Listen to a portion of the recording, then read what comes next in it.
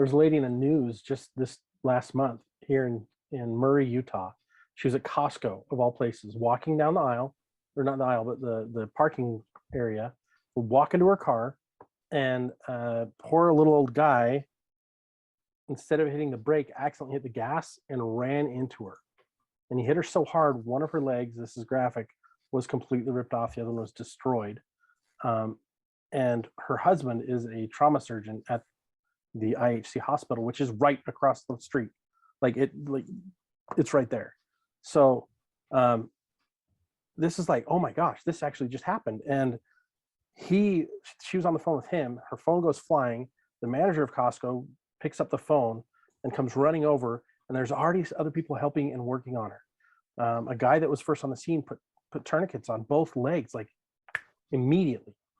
And that saved her life. That kept her alive. She would have bled out. And wow. Her husband is on the phone with the guy that works there, the manager, and comes running down. And by the time he gets there, he's like, I didn't think she'd be alive by the time I got here. He's like, you guys just saved her life. And so then she went into surgery after surgery, like, and she had to have her other leg amputated. So now she's a double amputee. But she survived. Why? Because people were there that knew what to do. And they not just knew what to do. They didn't freeze. They fought. They got in and they helped. And it gets me excited because that's why we do this, right? We each have different skill sets and things we're good at, but we do this to help. We're the helpful preppers. We want to help everybody get better prepared. Exercising the skills that you have and expand into the areas that you're scared of, right? If you're really worried about first aid, you need to get really good at it. If you're really worried about shelter, you need to get really good at it. And it's not just a one and done thing. Like, just keep growing and just expand that circle or that radius of knowledge that you have, and then continually practice those.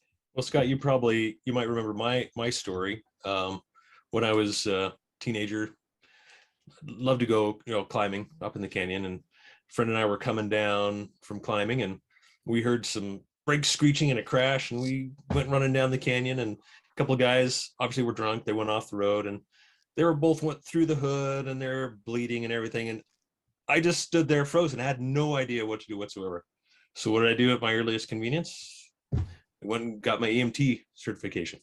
Yeah. So yeah, hopefully I don't want to say hopefully you have those kinds of experiences in your life, because I hope you don't. I've had more than a few that are definitely a little traumatic, but call it exposure therapy, right? Something like that.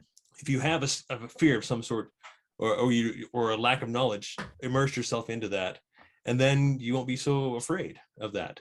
So I went and got my EMT, and I still need to learn and keep up on that, right? But it's I would like to think that I would like your example there, Scott, that I would jump in with my tourniquets, which I have at the ready. I do have some of the ready.